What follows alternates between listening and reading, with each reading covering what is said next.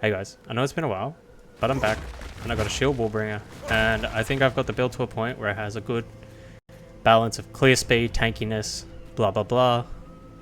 I'll quickly just show you a demonstration of the damage and tankiness versus tier 3 Zest, and then I'll give you a little quick run through on sim, and then we'll do a map with a bunch of mob density, and then I'll talk about everything to do with gearing and whatnot and the passive tree. So here we go, we got tier 3 Zest doing between 1.5 and 2 mil damage per hit. You can scale this up more with more gem levels if you want. This is when I had a 1300 armor shield. I've now got a 1400 armor shield.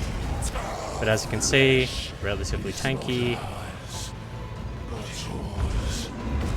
Especially against Fizz.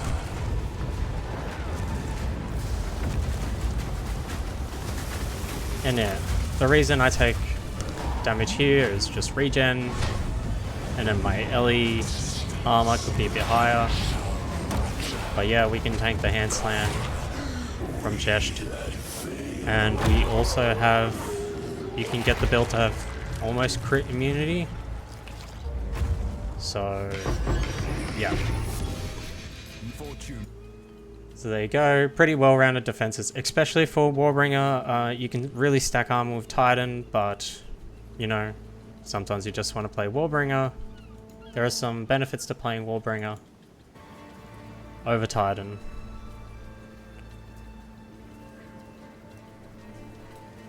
So yeah, just show you how to sim. What a surprise. It's a cakewalk. Yep, these guys will come in, and to be honest, they're not going to do that much damage to you.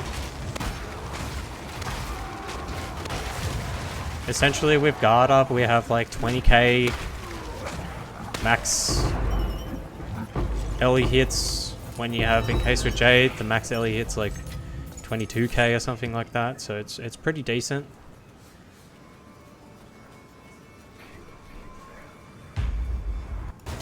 We'll skip through.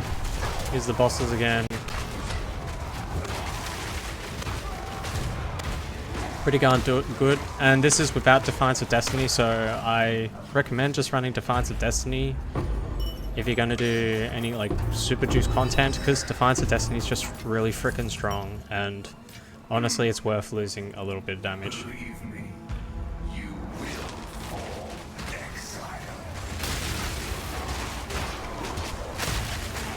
But even without it, you have lots of life leech.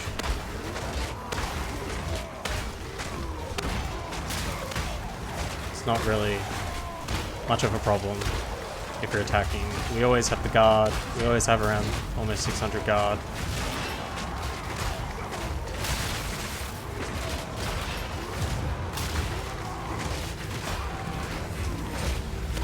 And you don't have to necessarily gem swap either. For bossing, if you really don't want to. So there you go.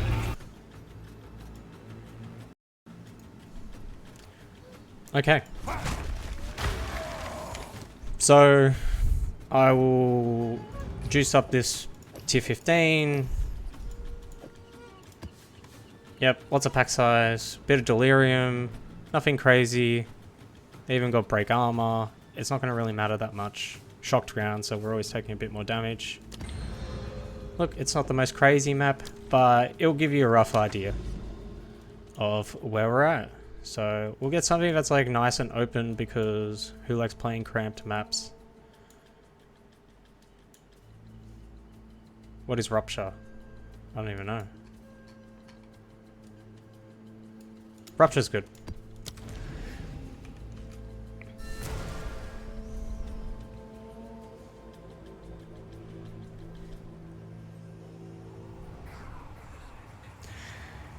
Yeah, so I'm running Defiance of Destiny at the moment. really helps with just sustain. It's pretty much like one piece of gear and you'll never have to worry about dying, pretty much. Basically while mapping. That's the power of Defiance of Destiny. If you're a life build, honestly, is there any reason not to use it? I don't know. Especially if you're not going to use that life regen jewel that everyone's using. That trades the high skill cost for life regeneration. I think Defiance of Destiny is just another way to go around solving sustain. And I really quite like it.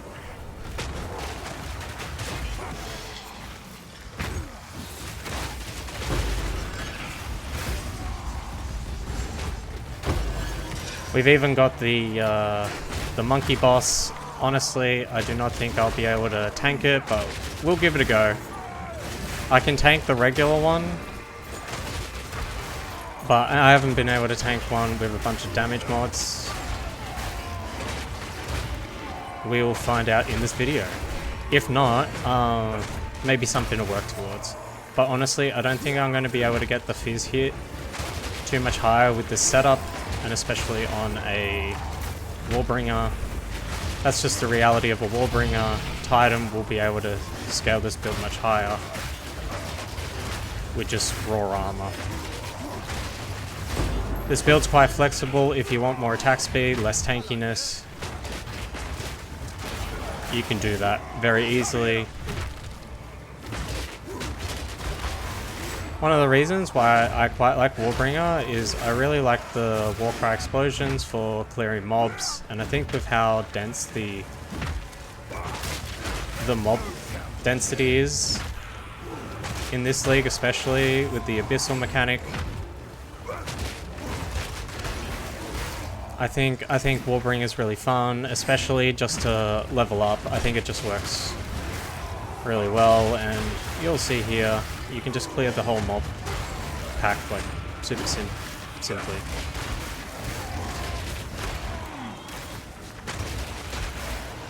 And yeah, at this point, honestly, like, you can pretty much ignore all modifiers. The only thing we're weak to is degens, but to be completely honest, like, degens are just trash. But if the mob pack is, if there's enough mobs doing damage to us, we can almost out-heal, like, every single regen if you really want to, so...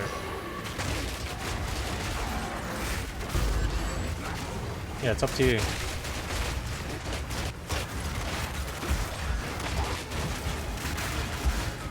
So you see, because I've got essentially, not crit immunity, but a high amount of crit resistance, or reduced critical damage bonus, I mean, those crit shrines literally do nothing.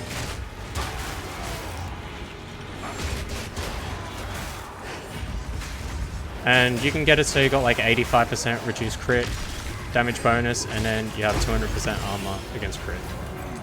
I don't know exactly how all that stacks, but it should be pretty darn strong. We'll quickly do this breach.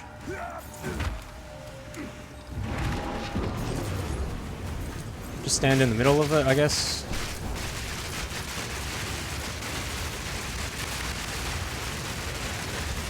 So, and then because we're Warbringer, we can just clear the pack.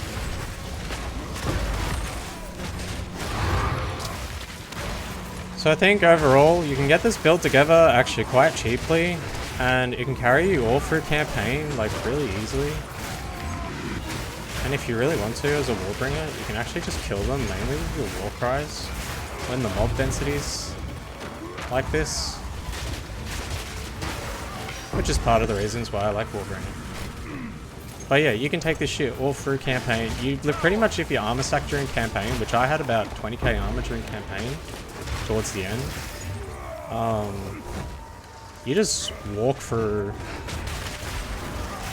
campaign basically, and you can just face tank all the bosses.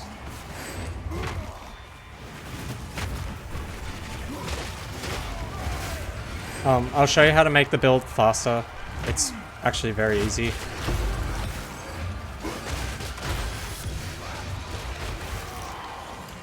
Don't care.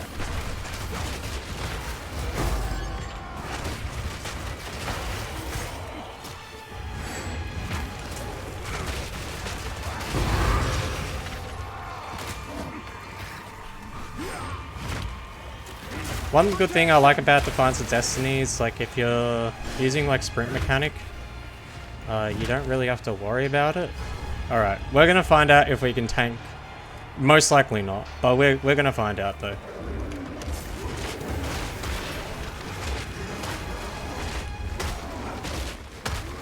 And he's stunned anyway. Anyway, guess we're not gonna find out if we can tank it. But I would recommend just chucking up guard. And the reason I recommend just chucking up guard is because Fortifying Cry will just maintain the guard stack for quite a while. So essentially it will just keep it up. And this increases your effective health pool by, like, it's almost 40, it's like 30%. I think it's 30 to 40%. It's like a lot. So yeah, Warbringer is actually really good with this guard buff, Fortifying Cry. So it turns my 2.8k life that by itself can already tank a hand slam from Zest to the point where Zest doesn't even touch our life pool. Like, he does like it basically goes down to like 2.4, which is like pretty darn good. Cool. So there you go. That's the build. That's how it performs in mapping. There's ways to make it faster. I'll show you how to do it. But yeah, let's get into it. So first thing is, let's talk about like overall defenses and all this kind of stuff. Decent amount of life. Block, because we're a Warbringer. You don't have to spec into block when you have this much sustain, but it's nice if you want it. Just because there's not really any other nodes you can get, really, or that are worthwhile getting. Reses, I plan to get them to like maybe like 77, 78 each. That'll be nice. Chaos don't really care at this point. Armor. So this is the armor I have like flat without scavenge plating. This goes to about 49k. And then this goes to 92k when I'm in combat. With better gear, I will be able to push probably about 110 to 120k armor applying to Ellie with full scavenge plating, and because we're a Warbringer, we're always going to have that no matter what. Yeah, that is not a small amount of mitigation. Even 92k is like not a small amount of mitigation. So yeah, we also have 17% PDR, which is really nice, and then we got Lightning Coil. So Lightning Coil has fizz damage conversion to lightning damage 40%, so you basically take 60% of all fizz hits, then your armor applies to that, and then your PDR applies to that. And then there's lightning damage, like pretty much all hits in the game. Like if it's a 10k hit, this lightning damage gets brought down into like the hundreds, like really quite low hundreds, especially when you have a high amount of lightning to armor applying to lightning. So yeah, really darn good if you want, and you can max out more lightning res. Yeah, and it's actually got some decent stats, and I think personally, I think 3 sockets and then getting there's a few options you can go actually, but I think crit damage reduction is really valuable, especially if you want to reduce spikes, and with a particular point on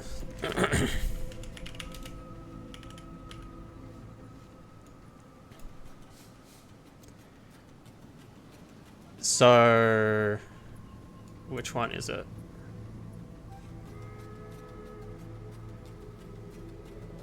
Here.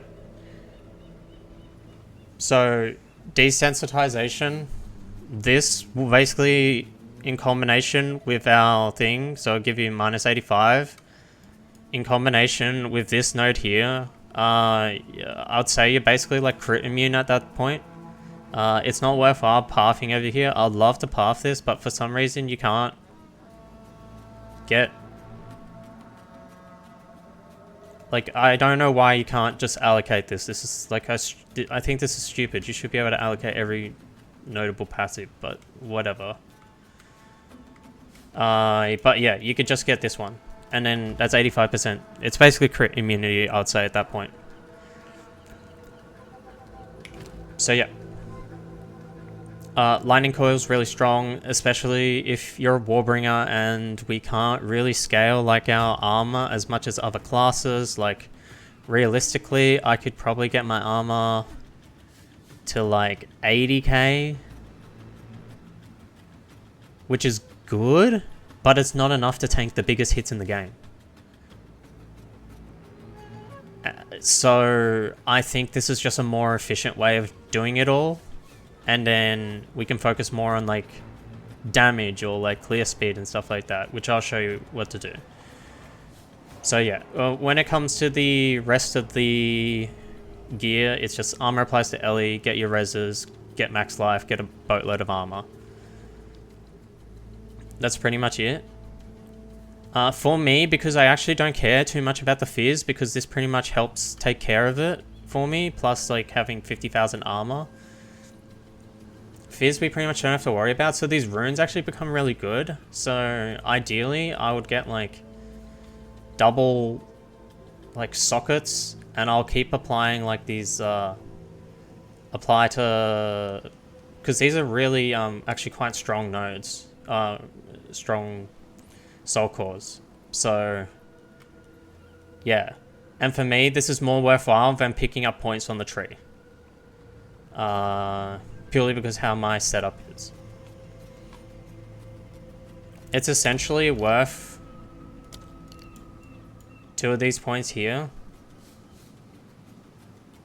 And the trade-off is, at least with my level of armor on gear, it's yeah, it's more worth it, I think.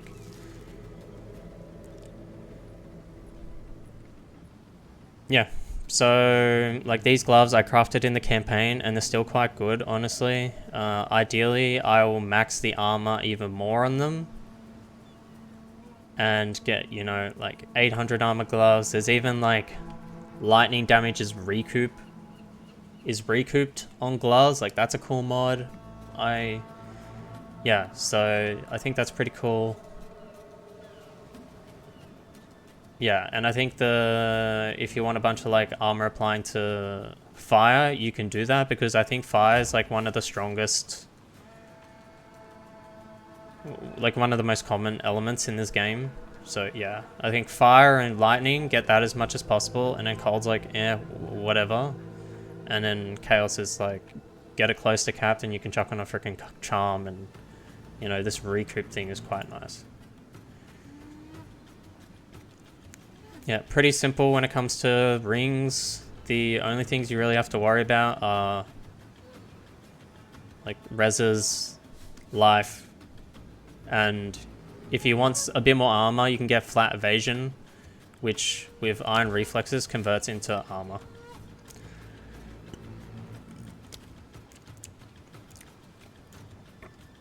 All my lightning and chaos res, or a lot of it, comes from my belt, which pretty much solves the downsides of lightning coil, which is like, it's hard to get chaos res and it's hard to get, makes it harder to get lightning res. I pretty much solved it with my belt, which is good because I like the new chaos modifiers. So that's pretty much it in terms of defenses, and then yeah, I'll talk about the tree in a second. So when it comes to offenses, the most important thing is stupid high armor shield. I have 1400 armor, lucky corrupt. Yeah, it works really well. You can craft these for like not too much. I just bought this, and honestly, it's like these shields are going for like 4 div, which for the amount of damage you can potentially do, like 2 to 3 more damage with a shield like this, Or like even more if you're willing to fuck around with Nebulock. Or like other setups, you can get way more. Yeah, I'd say that's pretty darn worth it.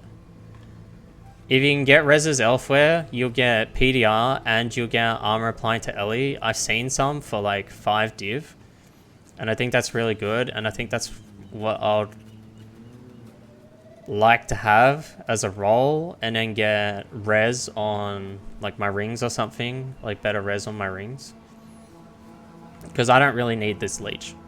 Because I have it on a jewel. Or a gem, I mean.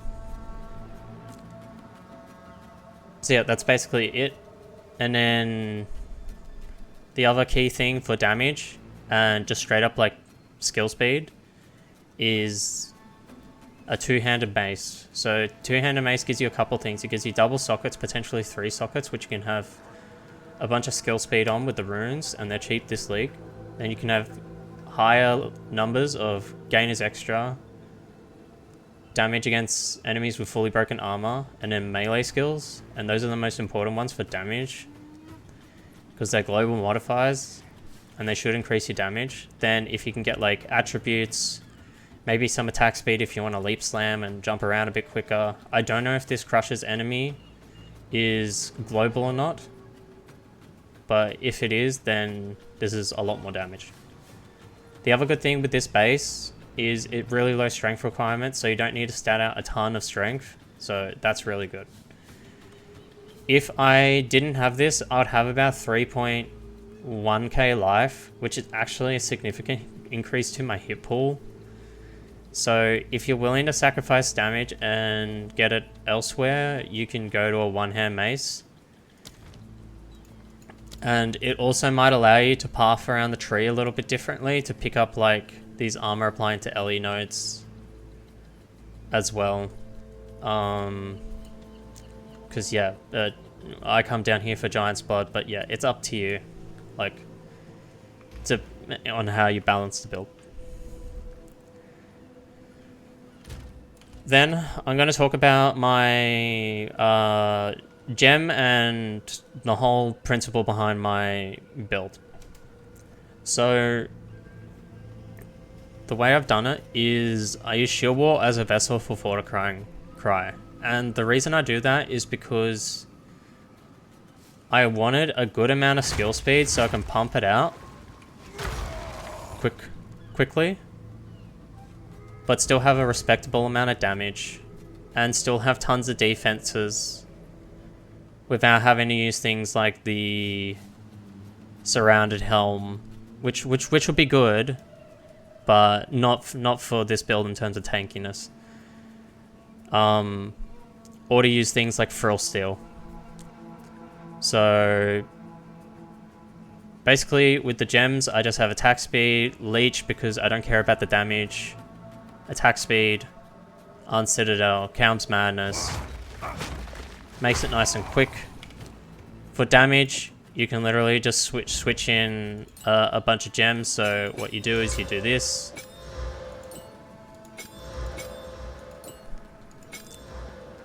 This will give you a respectable amount of damage. Yeah, you can get more damage with melee skills, just remember that. I used to have more damage, but I think the survivability of Defiance of Destiny is just too good. Oh, I forgot to talk about Defiance of Destiny. If you just want to literally not care about mobs in pretty much all scenarios and have free sustain, just get Defiance of Destiny. It's like, it's so freaking good for life builds, and I think it's worth the damage trade-off. But that's essentially the gem swap. Now,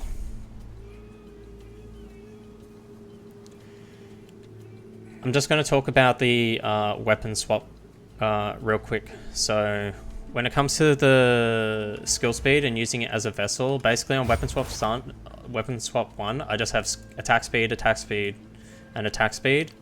And I used to have all these nodes as well, so if you want even more attack speed, just spec out like some defense or something.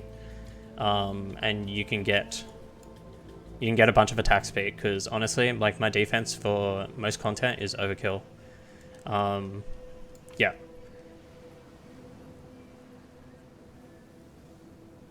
So yeah, I just stat a bunch of attack speed on weapon swap 1. Then Leaf Slamp's just getting around speed, regens.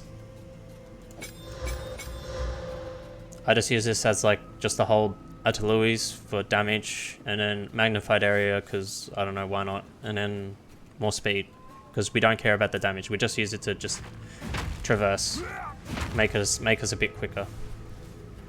Then for damage, Fortifying Cry, Raging Cry, you definitely could just have this on a different War Cry, and then you just get up your rage stacks and then just maintain it with like Rage on hit, like with a duel or something. That's if you want even more damage, but I'm happy with how it is. Bleed 4 essentially procs all the time because you hit so many times with Fortifying Cry, because it empowers like a minimum 6 attacks, but it's usually like 9 to 11, which basically gets all the stacks of incision at once, so you always bleed with Shield Ball because it's like the attacks are like tied together. So that's just 30% more damage, and it's really like non-conditional on like, you know, you don't have to be like super close to them or something. Damage. There you go. Pretty darn simple. Berserk. Damage. You don't really notice it. And then levels. And then you can debuff Asunder if you want. Shit. These are just throwaway gems. I'll just put a bunch of attack speed.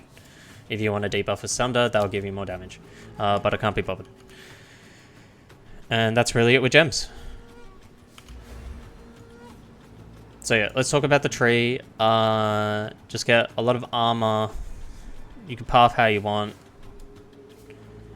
When it comes to the weapon swap to Fortifying Cry, which is what I've got. See, weapon set 2. Weapon set 1. You need to make sure it's on weapon set 1 so you have way more attack speed. So basically on weapon set 2 I just have like all the Warcry nodes with like damage and stuff like that and AoE, and yeah, it feels pretty good right now. I don't know if it's super optimized or anything in terms of like output, but it feels good so far. That's really it. So yep, just damage. Yeah, Roaring Cries just means like minimum 10 power, so you just get free rage generation, so before the boss comes out you just spam it. Pretty darn simple. And yeah, and then overall in terms of defenses, boatload of armor, projectile bulwark's pretty good, prism guard, heavy armor's really good actually. It allows you to get a lot of armor. Made to last is, I don't think it works as well with my build because I have a lot of conversion, so I don't take a lot of the fizz damage. I don't think it counts as being prevented because it gets converted. So technically, I think it's like a lot less. So you can honestly live without this point. So there's an extra point, but you could put somewhere else. Yeah, pylons damage, crushing verdicts damage. Just gotta get Giant's Blood. Just get this entire wheel. This gives you a decent amount of stun threshold, so that's nice.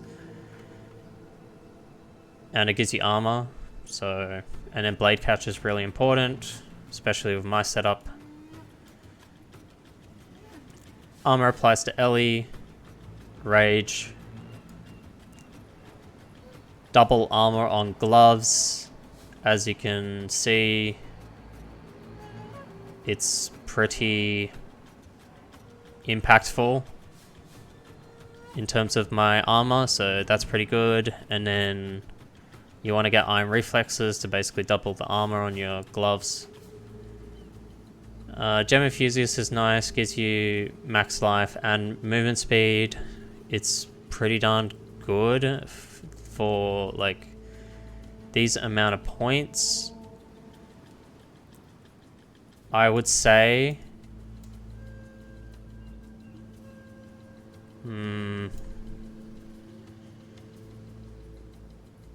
I would say you can definitely live without this. So if you want more points to put into armor, damage, whatever, you can 100% get out of this, and yeah, you'll lose a little bit of life, but you know, everything's pretty good so far.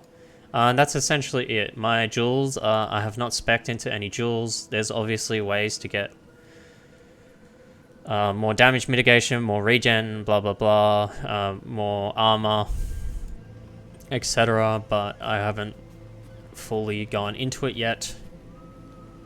Whatever. I think the max res jewels are probably the most worthwhile.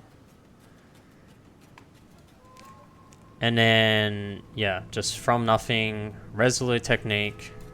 This gives you access to 6% max life in total, stun threshold, and increase armor, and then more damage against immobilized enemies, which with shield wall you can stun bosses pretty darn easily, and you stun pretty much every enemy instantly.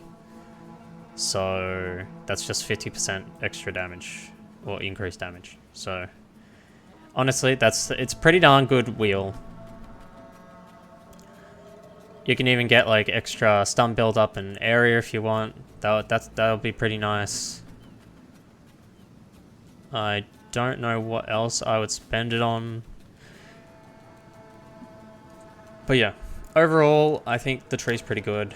I'll talk about the Ascendancy real quick. Anvil's Weight just saves you from using a support gem, so which could be more damage, so that's good. Jade Heritage, PDR is just inconvenient to get.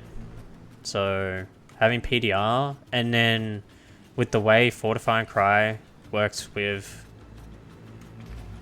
Encase and Jade, and how you can just maintain the stacks like pretty much indefinitely. Or not indefinitely, but it lasts a lot longer than usual. It gives you a massive buffer to your health pool. Well, which is really good for tanking some of the biggest hits in the game. And yeah, and then like this Renly's training thing is honestly not entirely needed. You could spec into imploding impacts if you want to. There's just nothing really else that you get, so why not get Renly's training? If you want to invest into block, which I don't know, I don't think it's worth it. You can, for 5 nodes, or maybe some dual sockets and like 3 nodes, you could get block capped. So food for thought. And that's essentially it. I plan to get more armor applying to Ellie. Ideally, I think about 120,000, maybe 130,000 would be pretty reasonable on a Warbringer. And then our armor, straight armor, is like, I think it's the equivalent of like 150,000 or something like that. Like 140,000. It's like a freaking lot. I can't remember if that's with Encase and Jade or not. But you can tank some of the biggest hits in the game.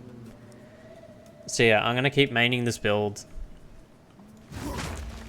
And it's very flexible with the way I've set it up with shield wall, so you can 100% spec into more damage if you want to, or you can just get even more attack speed, which is very easy. I have 6 weapon set points, so rather flexible. So you could get, if you can find 6 points to repurpose, so 1, 2, 3, 4, 5, you know, find a 6 points somewhere.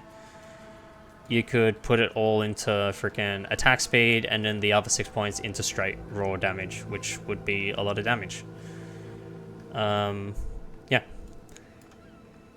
There you go, guys. It's good to be back, and yeah, catch you later.